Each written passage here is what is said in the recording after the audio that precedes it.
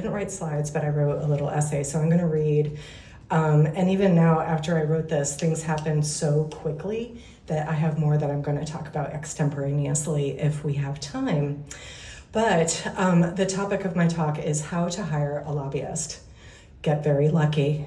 The North Carolina Composting Council does all of its work through committee, and the Advisory and Access Committee is our policy arm.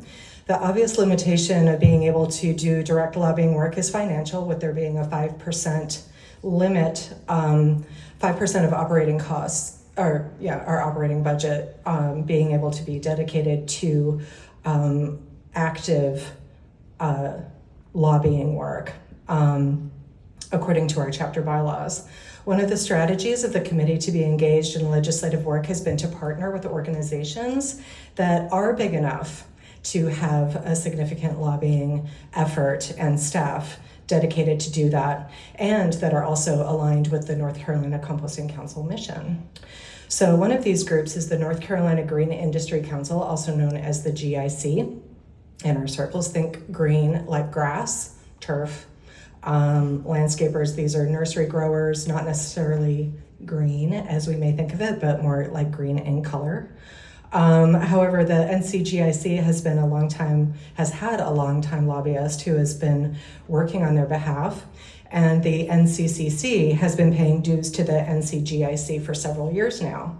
And after years of being present on their board and attending their events, we are now being added as an element in their policy work, including just recently a economic impact study for the Green Industry Council, and they gave us the opportunity to edit their survey and be able to add composting components to that survey that's going to be going out to their membership, and will then go back to the state legislature that paid for the economic impact study.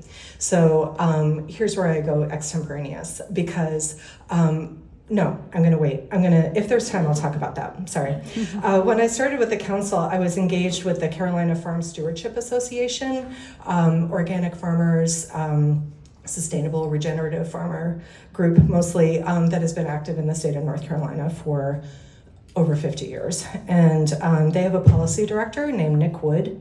At the time, he was successful in getting $2.5 million in the state budget for a program called Farmer Food Share, where CFSA style boxes were prepared by farms and given to under-resourced and underserved communities in North Carolina. It started as a grant program in North Carolina during COVID. And so it provided fresh food for families that were in, food emergencies, and also provided money for farmers for their produce when farmers markets were closed, restaurants were closed, and so forth. So they had lost those markets, provided money for them as well. So a very good program, and now it is funded in the annual budget cycle thanks to the work of their lobbyist.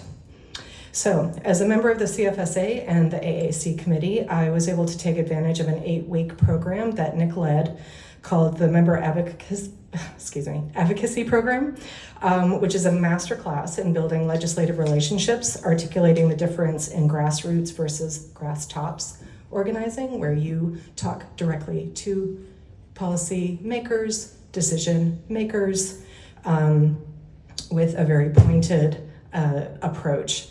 And also about creating an elevator pitch, the need to combine data with personal stories in order to be an effective advocate. But basically anybody can do it. We all have a story, especially around composting. Everybody in this room has something to say to a legislature about their experience in composting.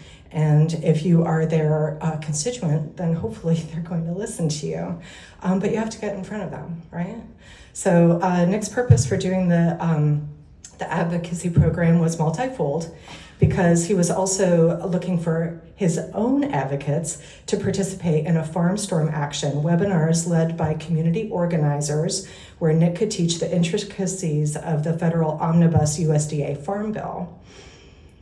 It just so happened at the same time in 2021, the USCC LEAC was working to advocate for the Compost Act. So I organized a legislative mashup with Linda Norris Walt, presenting about the Compost Act, and Nick presenting his Farm Bill 101. This webinar is available on our website if anybody wants to go check it out, but the Farm Bill comes up every 2 years, and I think it was even in that meeting that the idea of adding the Compost Act as a rider on the Farm Bill was first hatched if the Compost Act didn't have enough legs to stand on its own as legislation. So after his success in securing a multi-million-dollar funding for the CFSA, Nick decided to leave his position there and put out his own shingle as Blue Heron Lobbying and Consulting.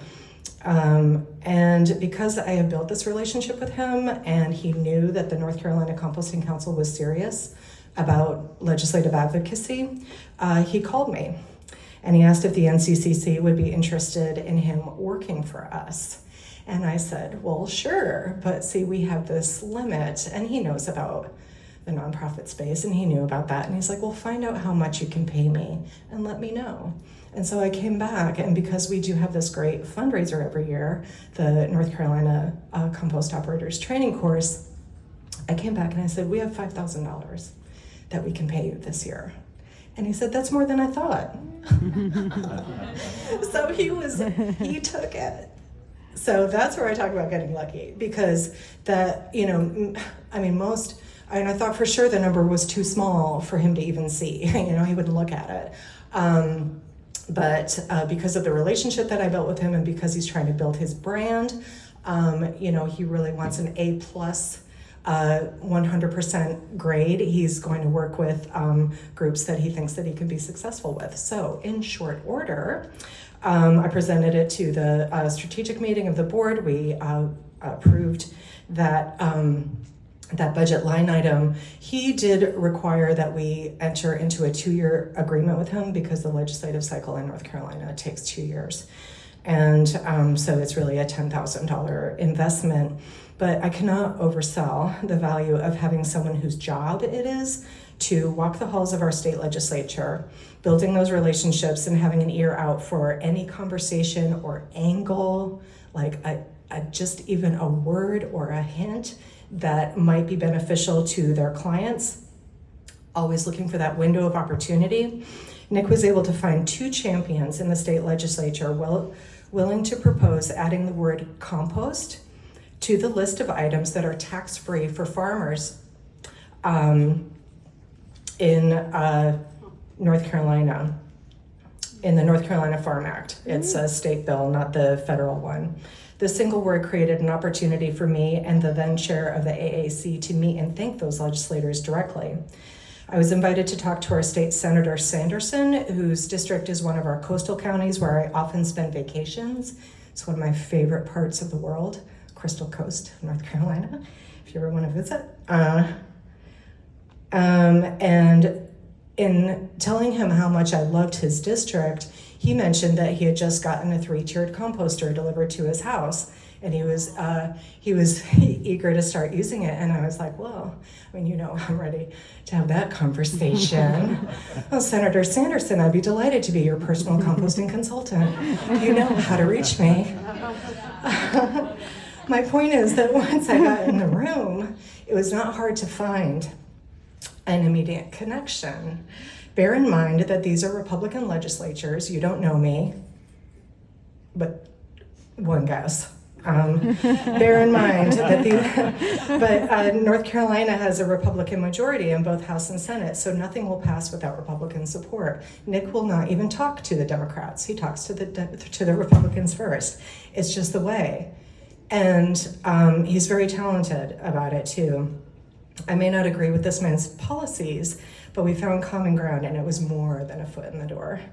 So that effort also led us to create a 1-pager with highlights. We're going to have that here at the soiree if you want to look at it. It'll lend itself to further legislative efforts. It highlights, local industries and some of our data so we can carry it and then tell our story. We also issued a press release that went back to the farmers, to the CFSA, and was also picked up by a public radio station. that interviewed several members of the North Carolina Composting Council. That was released in January. This thing has legs. So on the heels of that success with the Farm Act, Nick is now doing community organizing with compost industry leaders around the state to organize a town hall, a virtual meeting where composters in North Carolina will be able to speak directly with legislative champions. We already have 2, and more are coming. Make it 3, that's right. And so legislative champions we can cultivate. I see you guys. I sent out the introductory email last week. Nick has been reaching out by phone, talking directly to industry operatives, some of whom are in this room, and we'll find out directly from them what they want to ask their legislatures to support their work in the growth of the industry. We are hoping to have the town hall organized by the end of March, that will set the stage for the next ask of the state legislature of the North Carolina Composting Council. We are currently considering asking for funding for an economic impact study of our own, and that will then provide more impetus to prove we are an industry worth supporting. But we will see. Yeah. Thank you. Yeah. Good job, Muriel. Thank you. It's really, thank you.